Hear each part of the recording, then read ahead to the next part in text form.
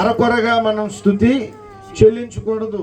నిండు మనస్సుతో, మనస్ఫూర్తిగా, పూర్ణాత్మ, పూర్ణ బలము, పూర్ణ మనసుతో యెహోవాని స్తుతించుదుముగాక. హల్లెలూయా.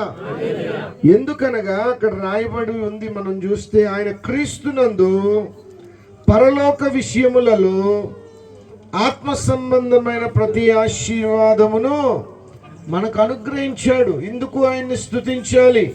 ఆత్మీయత అంటే ఏంటో తెలియని శారీరక బ్రతుకులు, పరిశుద్ధాత్మ ఏంటో తెలియని శారీరక బ్రతుకులు, ఆత్మీయ వరాలేంటో తెలియని అజ్ఞాన స్థితి, ఆత్మీయ వరాలేంటో తెలియని, ఆత్మీయ ఫలాలేంటో తెలియని ఒక అమాయక మూర్ఖప జీవితాన్ని జీవిస్తున్న మనకు ఆయన ఏమిచ్చాడనంటే మంచి